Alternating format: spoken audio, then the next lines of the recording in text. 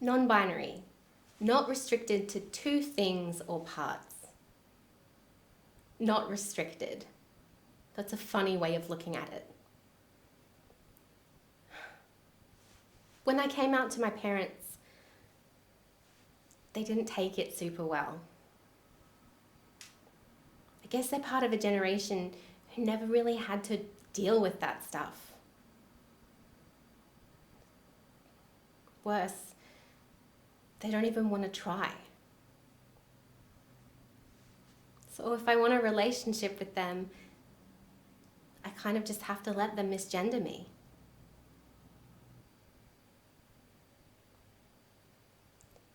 It hurts though. Like, my essence, what makes me, me, is being squeezed out. Like I can only breathe every other breath. Tell me that's not restricted.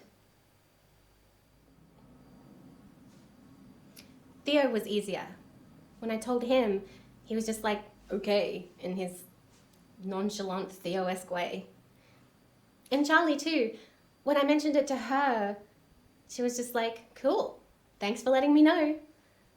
And it was a non-issue. And I can say stuff to her when I'm drunk, like, I think my gender is the ocean.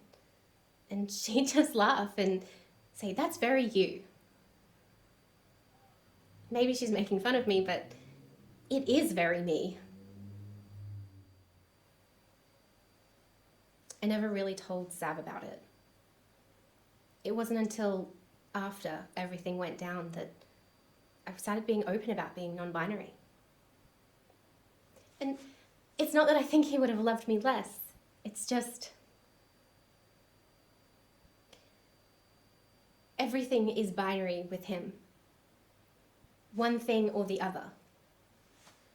And I would have spent my life wondering if I was either or, never realizing that I could be both, or neither, free from restrictions.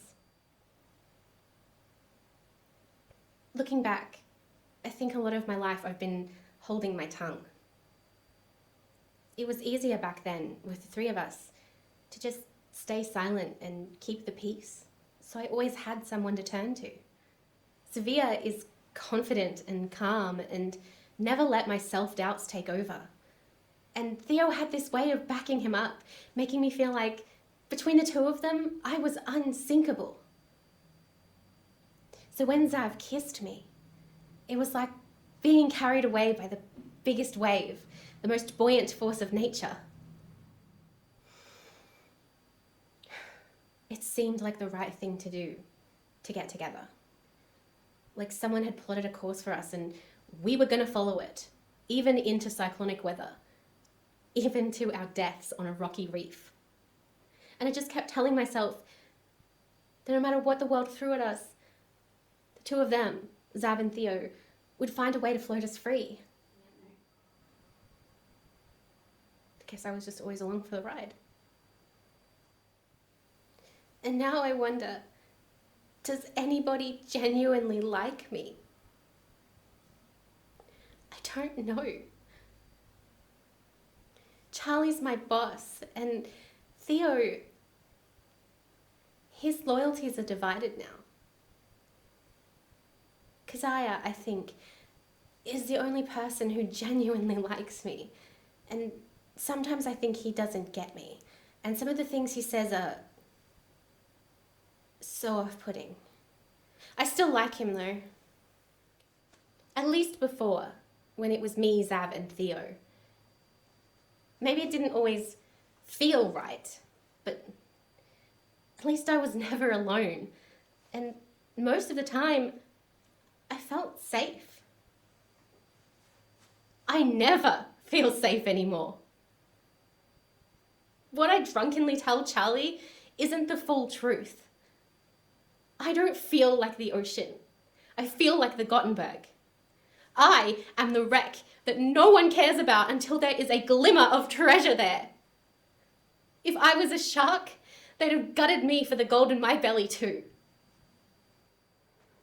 can't help caring for the Gothenburg because it is me, not whole. The glimmering parts of us hidden away, lost, stolen. And slowly, blissfully, becoming one with the water. Becoming more than what we once were. Both of us breaking free from other people's restrictions.